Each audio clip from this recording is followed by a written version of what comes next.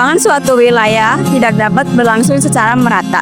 Hal ini disebabkan oleh banyak faktor, baik faktor alami, geografis, sumber daya manusia, sumber daya alam, maupun faktor buatan manusia, termasuk infrastruktur dan sumber daya sosial yang tersebar secara tidak merata.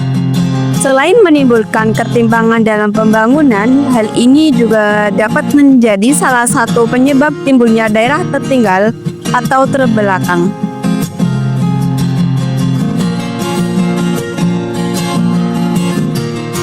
Daerah tertinggal adalah kabupaten yang relatif kurang berkembang dibandingkan daerah lain dalam skala nasional dan berpenduduk relatif tertinggal dari segi ekonomi, sosial, kesehatan, dan pendidikan.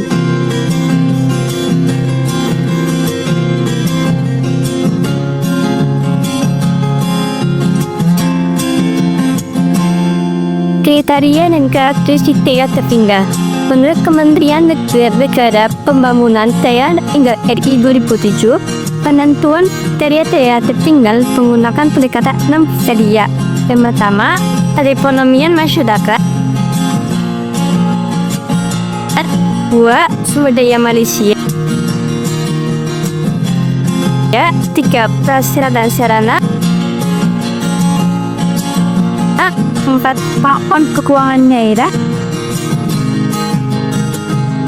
5. Aksesibilitas. 6. Hak daerah.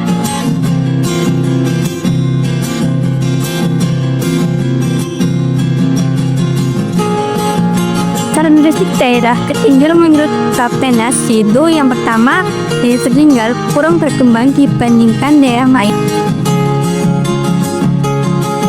Yang kedua, ciri-ciri meliputi lokasi terpencil dan miskin sumber daya alam.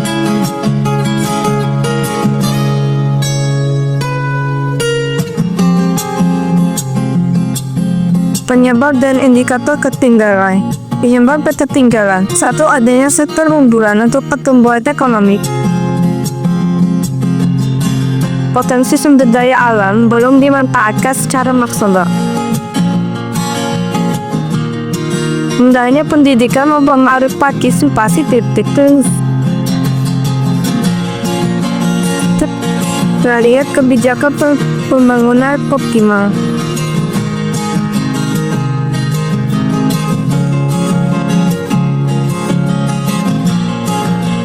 Indikator ketinggalan. Tingkat kemiskinan sekitar 50% penduduk hidup di bawah garis kemiskinan.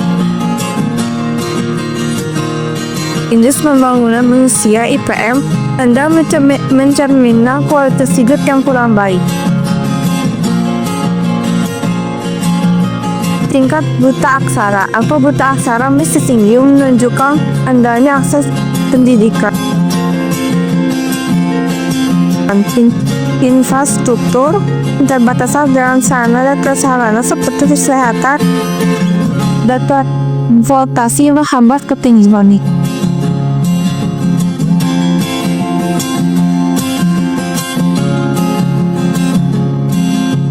Arahan pengembangan dan pendekatan yang diperlukan. Arahan pengembangan yang diperlukan yaitu strategi pengembangan yang sesuai dengan karakteristik daerah untuk mengatasi ketertinggalan.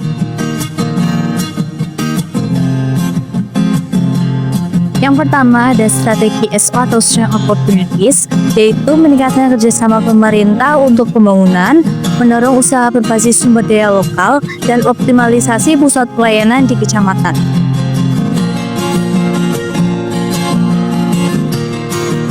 Kemudian strategi WO atau Weakness Opportunities, yaitu membangun sarana dan prasarana untuk wilayah tertinggal, meningkatkan kualitas sumber daya manusia melalui pendidikan dan pelatihan, dan memperbaiki fasilitas pendidikan untuk sektor unggulan.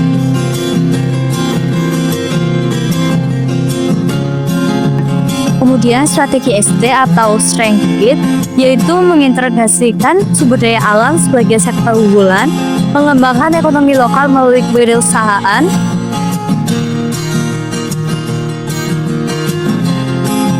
kemudian strategi WT atau Weakness Street, yaitu mengelola kawasan lindung untuk menjaga kelestarian lingkungan, menerapkan inovasi dalam sektor pertanian sesuai kondisi geografis.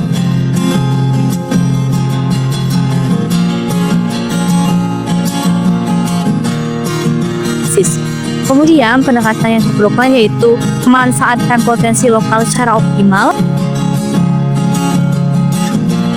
meningkatkan akses terhadap pendidikan dan pelatihan,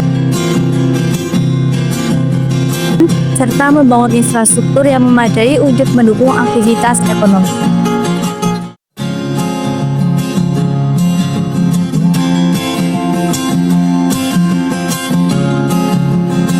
Kesimpulannya, pengembangan wilayah tertinggal memerlukan pendekatan yang terintegrasi dan berkelanjutan, fokus pada potensi lokal dan kerjasama antar sektor untuk meningkatkan kesejahteraan masyarakat.